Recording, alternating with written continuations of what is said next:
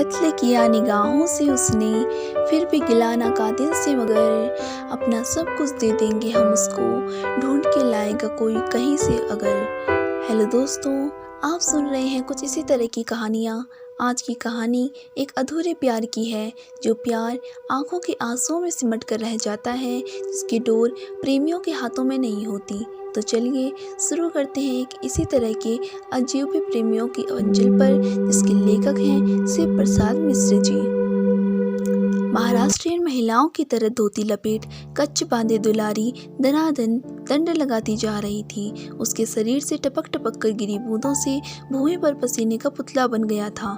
कसरत समाप्त करके उसने चारखाने के अंगोछे से अपना बदन पोंछा, बंधा हुआ जूड़ा खोलकर सिर का पसीना सुखाया और तत्पश्चात आदमकद आईने में खड़ी होकर पहलवानों की तरह गर्व से अपने भुजदंडों पर मुग्ध दृष्टि फेरते हुए प्याज के टुकड़े और हरी मिर्च के साथ उसने कटोरी में भिगोए हुए चने चबाने आरंभ किए। उसका चड़क चवर्ण अभी समाप्त भी न हो पाया था कि किसी ने बाहर बंद दरवाजे की कुंडी खटखटाई।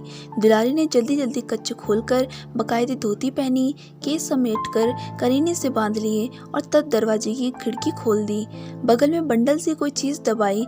दरवाजे के बाहर टुन्नू खड़ा था। उसकी दृष्टि शर्मीली थी और उसके पतले होंठों पर झेप भरी फीकी मुस्कुराहट थी। विलोल आंखें टुन्नू की आंखों से मिलाती हुई दुलारी बोली, तुम फिर यहाँ टुन्नू? मैंने तुम्हें यहाँ आने के लिए मना किया था ना। टुन्नू की मुस्कुराहट उसके होंठों में ही विलीन हो गई। उसने गिरे मन से उत्तर दिया, साल भर का त्योहार था, इसलिए मैंने सोचा कि। कहते कहते उसने बगल से बंडल निकाला और उसे दुलारी के हाथों में दे दिया। उसमें खद्दर की एक साड़ी लपेटी हुई थी। टुन्नू ने कहा, यह खास गांधी आश्रम की बिनी हुई है, लेकिन इसे तुम मेरे पास क्यों लाए हो? दुलारी ने कड़े स्वर में पूछा। टुन्नू का शीर्ष वदन और भी सूख गया। उसने सूखे गले से कहा, मैंने बताया न कि होली का त्योहार था। टुन्नू की बात काटते हुए दुलारी चिल्लाई, होली का त्योहार था तो तुम यहाँ क्यों आए हो? जलने के लिए? क्या तुम्हें और कहीं चिता नहीं मिली जो मेरे पास दौड़े चले आए? तुम मेरे मालिक हो या बेटे या भाई? कौन हो? खैरियत चाहते हो तो अपना यह कफन लेकर यहाँ से सीधे चले जाओ। और उसने उपेक्षा पूर्वक धोती टुन्नू के पैरों के पास फेंक दी। टुन्नू की काया चल लगी बड़ी बड़ी आंखों में अपमान के कारण आंसू भर आए।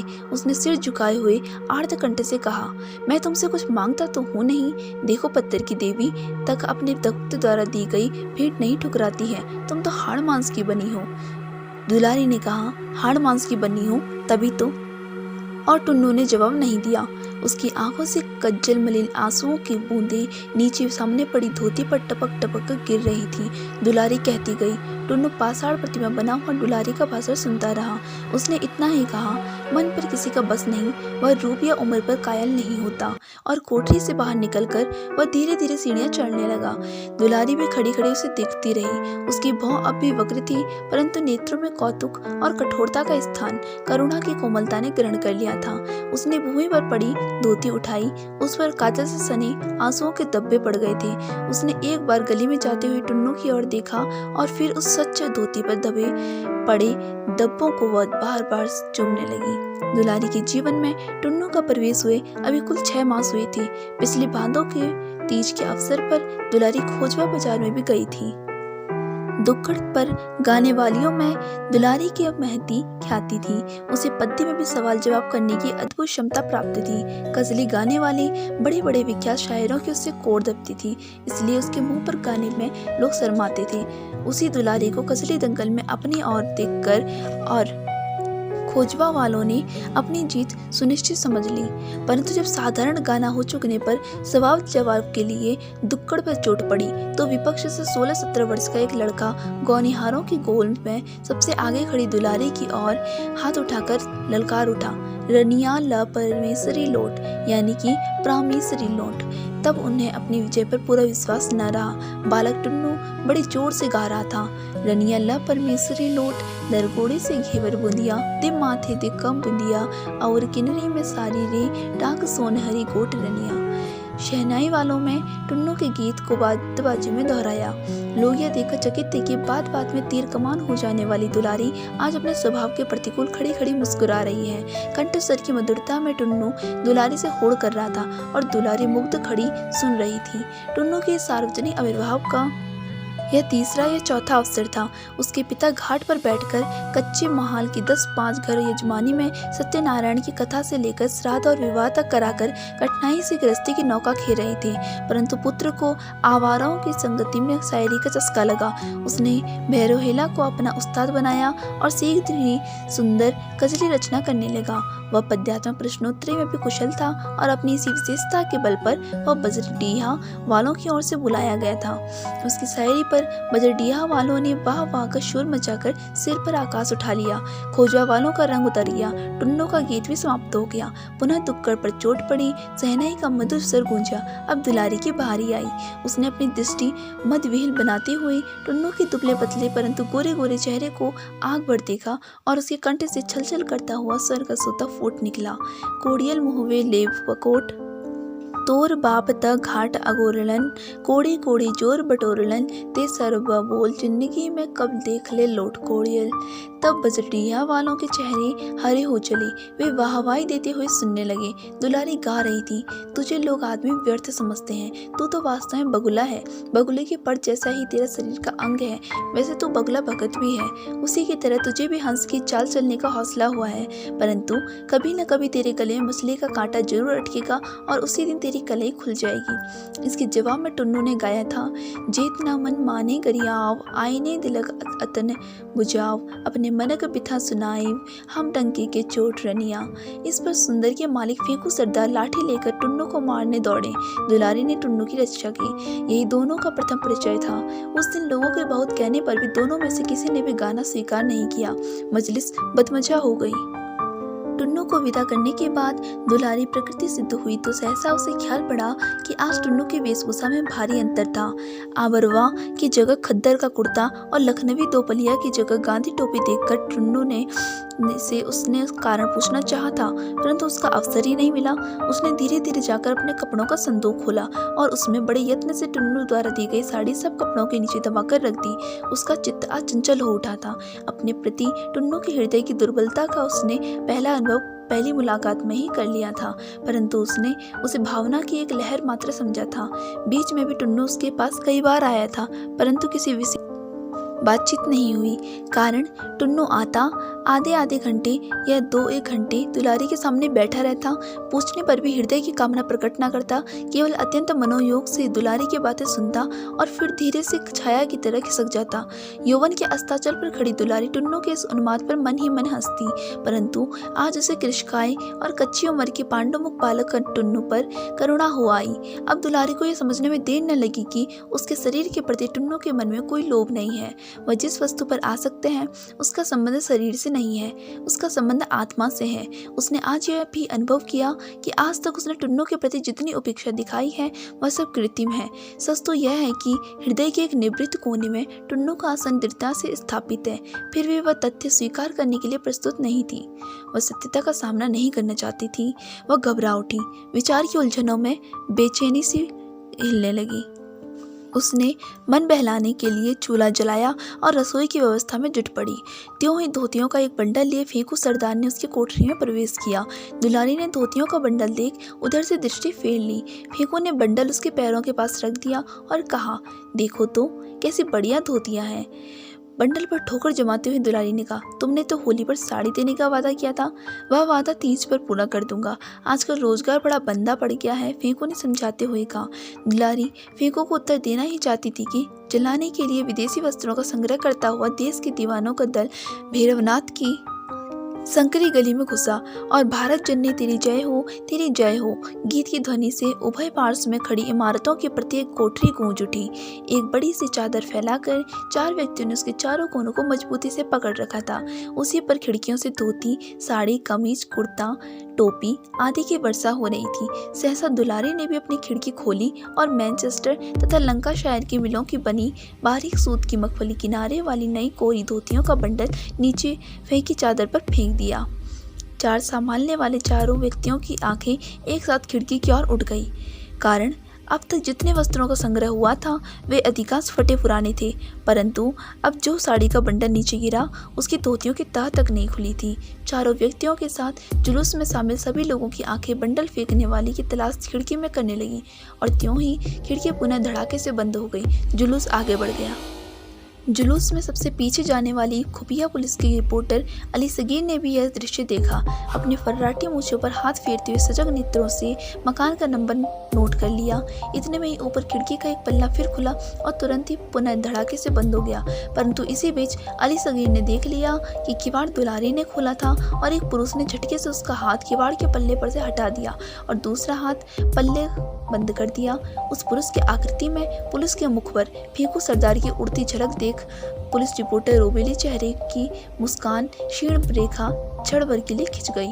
उसने तनिक हटकर चबूतरे पर बैठी पैनी तमोली के सामने एक द्वन्नी फेंक दी और इधर फेंकू सरदार की चौड़ी और पुष्ट पीठ पर शपाशप झाड़ू मारती तथा उसके पीछे पीछे धमाधम सीढ़ियां उतरती दुलारी चिल्लाई, निकल निकल, अब मेरी देहरी डाका तो दांत से तेरी नाक काट लूंगी। उत्कट क्रोध से दुलारी की नथुने फूल गई थी, अधर फड़क रहा था, आंखों से ज्वाला भी निकल रही थी। फेंकू की गली में निकलते ही उसने दरवाजा बंद कर लिया। उधर पुलिस रिपोर्टर से आंखें चार होते ही झेपने के बाद लाचार सा होकर फेंकू उसकी ओर बढ़ा और इधर धीरे धीरे दुलारी आंगन में लौटी। आंगन में खड़ी उसकी संगनियां और पड़ोसिनियों ने उसकी ओर कौतूहल भरी दृष्टि से देखा, परंतु दुलारी ने उनकी ओर आंख तक न उठाई। सीढ़ी चढ़कर उपेक्षा से झाड़ू अपनी कोठरी के द्वार पर फेंकती हुई वह अपनी कोठरी में जा घुसी।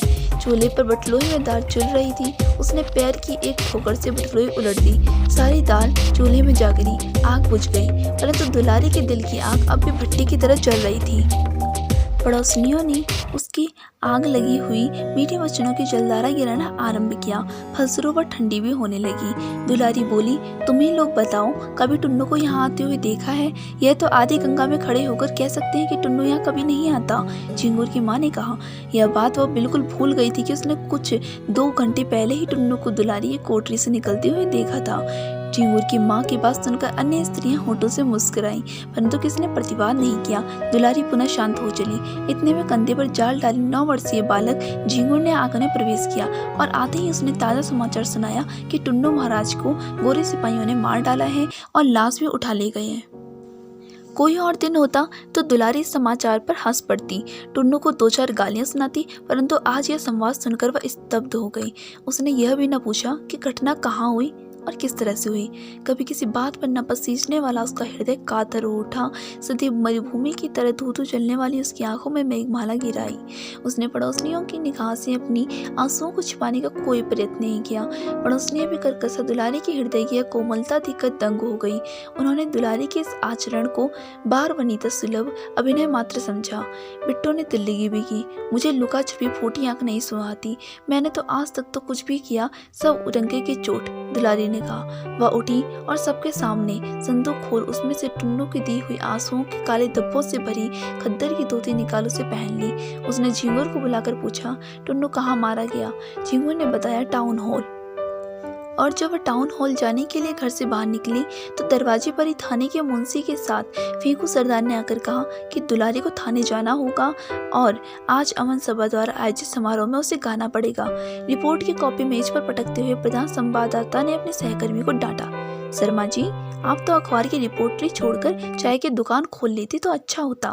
संवाद संग्रह तो आपके बोते की बात नहीं जान पड़ती। भयभीत शर्मा जी ने गड्ढे की कोड़ी खोलती हुई अपनी आंखों में से चश्मा निकालते हुए और उसे पहुंचते हुए पूछा, क्यों, क्या हुआ? प्रधान संवाददाता ने खींचकर कहा, ये जो आप अपने पन्ने पर पन्ना आलिफ लैला की कहानी से रंग लाए हैं, ये कहाँ छपेगा और कौन छापेगा? इस पर भी आपने कुछ विचार किया है? आपने जो लिखा है उसका आपके सिवा और कोई भी गवाह है? आज आपकी रिपोर्ट छाप दूं तो कल ही मेरा अखबार बंद हो जाए, संपादक जी बड़े घर पहुंचा दिए जाए।